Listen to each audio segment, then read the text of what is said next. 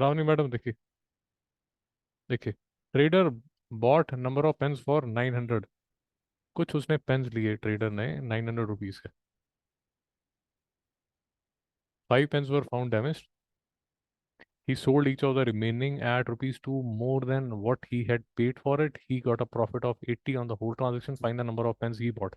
Usually ये questions में जो भी लास्ट में आपसे पूछा जा रहा है उसको एक्स मान लीजिए। नहीं समझ में आया तो लास्ट में अगर वो नंबर ऑफ पेन्स आपको समझ नहीं आ रहा, क्वेश्चन ही समझ नहीं आ रहा, तो जो भी वो कह रहा है कि भाई क्या निकालना है उसको एक्स मान लीजिए। तो आप मान लीजिए कि जो नंबर ऑफ पेन्स आपने लिए थे वो एक्स है। श्रावणी जी यहाँ तक समझ आया नहीं आया? तो नंबर ऑफ पेन जो आपने लिए थे वो एक्स लिए थे। सो अब फिर से क्वेश्चन पढ़ेंगे। Trader bought number of pens for rupees 900। तो उसने एक्स पेन्स जो हैं वो कितने के लिए? 900 रुपए के। तो 900 रुपए के उसने एक्स पेन्स लिए। तो एक पेन जो लिया होगा वो 900 अपॉन एक्स होगा। श्रावणी जी समझ नहीं आया? पक्का? मैडम एग्जाम्पल ले लीजिए। अगर आपने 4 पेन लिए और हर पेन जो है वो 10 रुपए का है, तो आपने 40 रुपए के पेन लिए ना। और 40 रुपए के अगर आपने पेन लिए और हर पेन 10 रुपए का है, तो आपने 4 पेन लिए होंगे। ये लॉजिक समझ आ गया आपको? तुझे समझ आया? तो ये लाइन तो समझ आ गई हमें। ये फर्स्ट लाइन समझ आ गई और ये जो लास्ट लाइन है ये भी हमें समझ आ गई। हाँ ना, ठीक। अब बीच वाली लाइन, बीच वाली 2 line. 5 pens were found to be damaged. तो एक्स पेन्स लिए थे, एक्स पेन लिए टोटल, उसमें से जो 5 पेन है वो डैमेज हो गए। तो अगर, जी, अगर आपने एक्स पेन लिए और उसमें से 5 डैमेज हो गए, तो अब आप बेचने वाले जो पेन है वो X-5 है। यहाँ तो कोई डाउट? ओके, ये लाइन भी समझ आ गई। अब अगली लाइन पढ़ते हैं। ही sold each of the remaining pen eight rupees 2 more than what he had paid for it. अब जितना उसने पे किया था, कितना उसने पे किया था, एक पेन का कितना पे किया था? 900 अपॉन एक्स। और अब जब सेल करेगा, ये देखिए, ये पर पेन की बात चल रही है। पर पेन जब वो बेचने जाएगा तो वो 2 रुपए ज्यादा देगा। ये तो उसने इतने का तो लिया था, क्योंकि डैमेज हो गए तो 2 रुपए एक्स्ट्रा कर डालेगा। तो ये पर पेन की सेल प्राइस है। विनी तुझे समझ आया नहीं आया? तो पूछ भी नहीं रहा। श्रावणी जी आपको?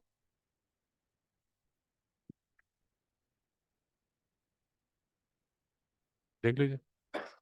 आपने 900 रुपए के पेन लिए। कितने पेन लिए पता नहीं। नंबर ऑफ पेन्स एक्स है। तो कोई भी रैंडम नंबर पकड़ पकड़ सकता हूँ मैं। कोई भी रैंडम पकड़ना। तो मैं मान लेता हूँ जो एक्स है वो 75 है। स्पेसिफिकली 75 क्यों ले रहा हूँ? मैं ऐसे ही ले रहा हूँ। नहीं समझ आया, ऐसे ही ले रहा हूँ, ठीक है। तो ईच पेन की जो कॉस्ट है, ईच पेन की जो कॉस्ट है वो कितनी होगी? 900 अपॉन 75। ये बात समझ आई नहीं आई? श्रावणी जी कोई डाउट है? 5 वन था, 8 था, 0 था, 15 वन था, 2 था। तो मेरी जो कॉस्ट है, जो मेरी ओरिजिनल कॉस्ट है वो 12 रुपए है। इस चीज में किसी को डाउट है? क्यों 75 लिया वो समझ आ जाएगा, चिंता मत कीजिए। रैंडम कोई नंबर ले लिया। अब 75 पेन में से 5 पेन तो हो गए डैमेज। अब इनको तो बेच नहीं सकते, तो मैं बेचूंगा कितने? 70 पेन को बेच सकता हूँ। इतने ही पेन बेच सकता हूँ। जब 70 पेन को बेचूंगा, 5 तो धोखा देंगे। अब मुझे सेल प्राइस फिक्स करनी है। तो सेल प्राइस जो मैं फिक्स करता हूँ उसके लिए मैं एक एक टेक्निक लगाता हूँ, और टेक्निक ये लगाता हूँ कि ही sold each of the remaining pen eight rupees 2 more than what he had paid for it. तो जब उसने 12 रुपए का एक पेन लिया था, तो उसने अब ये टेक्निक लगाई कि मैं जो ईच पेन की जो प्राइस है वो क्या कर दूंगा? 2 रुपए इसमें ऐड कर दूंगा। भाई कुछ समझ नहीं आ रहा? तो मतलब 12 रुपए का मैंने लिया था, बट मैं कितने का बेचूंगा? मैं 14 रुपए का बेचूंगा। कुछ समझ नहीं आया। ये मेरी कॉस्ट प्राइस पर पेन है भाई, याद रखना, ये पर पेन की बात चल रही है। ये मेरी 14 रुपए सेल प्राइस पर पेन है। नहीं समझ में आया? ओके, यहां तक समझ आ गया। तो अब ये 70 पेन 14 रुपए के बेचने वाले हो, तो आपका जो टोटल, आपके गले में शाम को जो पैसा आएगा, जो टोटल सेल प्राइस आपकी आएगी, ना ना मैडम, वो सब करने की जरूरत नहीं। इस केस में 70 into 14 करना पड़ेगा। अब तो यही एग्जांपल चल रहा है, 70 into 14 ही करेंगे। सो 7 4 28 और 980 और 980 रुपए का टोटल ट्रांजैक्शन आपके काउंटर में 980 रुपये आप कलेक्ट कर लोगे। जब छोटू को लेमिंगटन रोड भेजा था पेन लाने के लिए, तो पेन कितने के आए थे? 900 रुपए के। बेचे आपने 980 रुपए के नित्या स्टेशनरी ने। तो नित्या स्टेशनरी के पास जो प्रॉफिट आया वो कितना आया? 80 रुपये। लॉजिक समझ आया नहीं आया? अब ये जो एक्स वाई है ये कंफ्यूजिंग है थोड़ा। फिर से एक बार फिर से क्वेश्चन देखने की कोशिश करते हैं। आपने एज्यूम कर लिया कि आपने एक्स पेन लिए थे। जब आपने एक्स पेन लिए थे, तो ईच पेन की जो कॉस्ट है वो 900/x आएगी। ये बात समझ आ गई?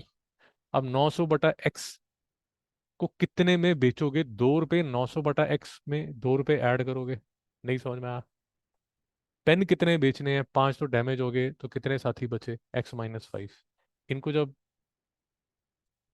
इनको जब बेचना शुरू करोगे, तो आपका जो टोटल सेल आएगी वो आएगी 900/x+2। ये तो cost of each pen multiplied by number of pen. तो ये जो है ये टोटल सेल्स है। सरावनी जी, आपको ये समझ आया नहीं आया? ये जो लिखा हुआ है इतना बड़ा भूत, वो मैंने यहाँ पर लिखा हुआ है।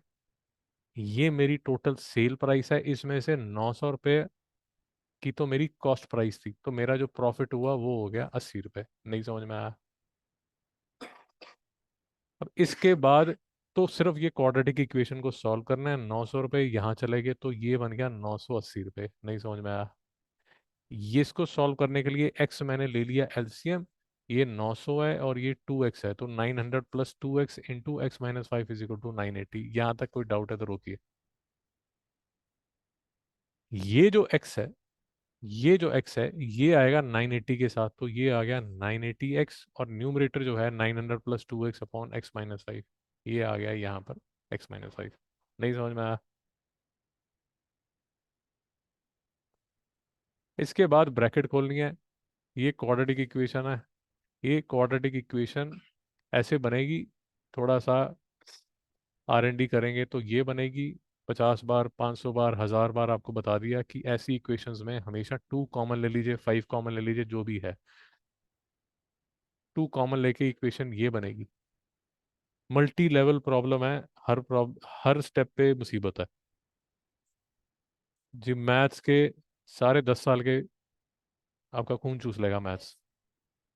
आपको बिल्कुल ठीक है, बात है मैडम, अगर बिल्कुल ठीक है। अगर आपसे नहीं हो रहा तो -b + -b² -4ac/2a करके भी इस क्वेश्चन को कर सकते हैं। जान देने की जरूरत नहीं है। बट अगर आप लकी हैं और आपको फैक्टर्स मिल जाते हैं, तो -75 + 30x करके भी कर सकते हैं। वहां बैठा भी था। फैक्टर नहीं बन रहे, जान थोड़ी दे दोगे? ये फॉर्मूला यूज कर लो, कोई प्रॉब्लम नहीं है। फॉर्मूला यूज कर लो। लावण्य जी के फैक्टर बन गए थे, तो उन्होंने -75 + 30 करके बता दिया। इसके फैक्टर्स बनते हैं, नेगेटिव हो नहीं सकता, तो 75 जो है वो नंबर ऑफ पेन्स है। अब वो जो नंबर ऑफ पेन्स है, उस जो आपका आंसर है उसको अगर आप चेक करना चाहते हैं, तो ये बेसिकली चेक हो गया। ऐसे आप उसको चेक भी कर सकते हैं। तभी यहाँ पर 75 लिया था क्या, ताकि मेरा जो आंसर है वो चेक भी हो जाए। और चेक हो रहा है क्योंकि 80 रुपये का प्रॉफिट आ रहा है। दुख क्लेश वेदना। फ्रैंकली, अगर आप देखेंगे, मैं आपको एक बार थोड़ा बताने की कोशिश करता हूँ और मेरी बात समझिए। अगर आप इस पूरे पेपर को देखते हैं, तो जैसे ये बड़ा क्वेश्चन आ गया, इससे पहले हमने ऐसा ही एक बड़ा क्वेश्चन यहाँ पर भी किया था। ये क्वेश्चन था, ये भी काफी बड़ा क्वेश्चन था। ये एक ही पेपर के क्वेश्चन है, अब तो हम 3 क्लास 4 क्लास लगा के कर रहे हैं। बट जी जी जी, उस तरह ये सिलेंड्रिकल वेसल, इसमें भी ड्रॉप 3/5 और ये सब, ये खून चूसने वाली बातें हैं। इसी पेपर में जो आइडेंटिटी है वो भी डिफिकल्ट आइडेंटिटी थी, अगर आपको याद हो। लास्ट टाइम मैंने किया किया भी नहीं था और आपको दे दिया था। ये जो आइडेंटिटी थी ये भी डिफिकल्ट थी। अब मैं आपको बता देता हूँ, थोड़ा सा समझाने की कोशिश करता हूँ। समझ आएगा ठीक है, नहीं समझ आएगा तो भी ठीक है। आपने ये पेपर स्टार्ट किया, सेकंड क्वेश्चन तक, फिफ्थ क्वेश्चन तक, मतलब बाय द टाइम आप सिक्स क्वेश्चन पहुंचे तो आपका रोना निकल आएगा। मोस्ट प्रॉब्ली आप रोना शुरू कर देंगे, क्योंकि हर क्वेश्चन में आपको थप्पड़ लग रहा होगा। ठीक है। तो यूजुअली ऐसे क्वेश्चन पेपर जब आपके सामने आएगा तो सिक्स क्वेश्चन तक आप you will be completely disheartened, emotionally you are a wreck. आपको समझ नहीं आ रहा क्या हो रहा है। बट आपको सिर्फ एक बात याद रखनी है कि अगर आपका रोना निकल रहा है तो हिंदुस्तान में बैठे 5 लाख 10 लाख बच्चों भी रो रहे हैं आपके साथ ही। मेरी बात नहीं बिल्कुल समझ आ रही? लवन्या जी समझ आ रहा है? तो आप पेपर कर रहे हैं और आपके आंसू निकल रहे हैं, तो याद रखिए जैसे आप प्याज छिल रहे हैं वैसे हिंदुस्तान में उसी टाइम 10 लाख बच्चे भी प्याज छिल रहे हैं। उसका फायदा ये होता है कि अगर आपके ऐसे पेपर में, बिल्कुल शाबाश, अगर आपके 80 में से लेट अस अज्यूम इस पेपर में 50 नंबर आते हैं, तो मोस्ट प्रोबेबली, मोस्ट प्रोबेबली जितने भी हिंदुस्तान के बच्चे हैं वो यहीं पर होंगे। ऑफ कोर्स इसमें कुछ 30 मार्क खान होंगे, वो निकल आएंगे। But why I am sharing this experience with you is कि usually when I was in your age group, तो मेरा मुझे ऐसा लगना शुरू हो जाता था कि मुझे ही नहीं आता। सो फॉर एग्जांपल मैंने क्लास 11th का ऐसे ही प्रीलिम का जो पेपर दिया था, उसके जो आंसू हैं वो मुझे आज तक याद है। I still remember that day end moment, कि जब मैं वो पेपर दे रहा था और मेरे आंसू निकल रहे थे। सेंट्रॉइड का क्वेश्चन कर रहा था मैं, उसकी कैलकुलेशन मेरे हाथ से निकलती जा रही है and I am completely at sea. मुझे समझ ही नहीं आ रहा क्या हो रहा है। But the point that you need to remember is कि सबका यही हाल हो रहा है, सिर्फ आप नहीं है, सब उसी में है। सो इस तरह के पेपर में, स्पेशली इस तरह के पेपर में जहां टाइम एंड अगेन ऐसे क्वेश्चंस आ रहे हैं, जैसे मैडम बता रहे हैं कि जीएसटी का क्वेश्चन भी ऐसा है, जैसे अगर टाइम एंड अगेन ऐसा क्वेश्चन आ रहा है जिसमें आप जलील हो रहे हैं, और बाय द टाइम आप ये फिफ्थ सिक्स क्वेश्चन तक पहुंचेंगे, एक तो आपके पास टाइम बहुत कम रह चुका होगा, ऊपर से आपके जो क्वेश्चन है वो भी आधे अधूरे हो रहे हैं, so you are completely at sea. Most probably यहाँ तक आप, जब आप सेवन्थ क्वेश्चन आए आएंगे आपका रोना शुरू हो जाएगा। बट इसमें सिर्फ ये याद रखना है कि भाई अगर मैं रो रहा हूं ना तो 10 लाख बच्चे भी रो रहे हैं, तो बड़े चलो। समझ आ गया? मैडम अगर आप वो वाले रास्ते पे चले गए तो बड़ी प्रॉब्लम है, क्योंकि वो ना, अगर आपका इमोशनल वहां ब्रेक डाउन हो गया, आपने पेन तोड़ दिया और रोना धोना शुरू हो गया, वो बड़ी प्रॉब्लम है, और हो जाता है। ना भाई वो नहीं करना, खासकर ऐसे ऐसे पेपर में जिसमें हर क्वेश्चन डिफिकल्ट आता जा रहा है। सो ऐसे पेपर में please don't have a bloody mental breakdown in the middle of the examination hall. रोना धोना मत चालू कर दो, अगर आप रो रहे हो सबकी यही हालत है। दिस इज अज्यूमिंग कि आपकी प्रिपरेशन अच्छी है, भाई आता ही कुछ नहीं है। जी बताइए। और मैडम ये क्वेश्चन में कोई डाउट है? ये क्वेश्चन में तो कोई डाउट नहीं है ना, वो सब डिस्कस करेंगे। जो ज्ञान मैं आपको दे रहा हूँ इस क्वेश्चन के रिलेटेड, कोई और ज्ञान चाहिए? समझ आ गया? तो ऐसे पेपर में याद रखिए, जब टाइम एंड अगेन हो सकता है आपके क्वेश्चन, एक दो क्वेश्चन छूट भी जाए, रोइए मत, आराम से हंसते खेलते बाहर आइए, क्योंकि पूरा हिंदुस्तान की लगी पड़ी है। और आप टीवी जब चालू करेंगे तो टीवी पे बच्चे रो रहे होंगे। अच्छा, भाई वापस आगे वो कैमरा वाले घूमते हैं ना, और आज का पेपर कैसा था, तो शाम को आप टीवी ऑन करेंगे तो सारे हिंदुस्तान में बच्चे रो रहे होंगे। चिंता मत कीजिए, दुख लेके ना।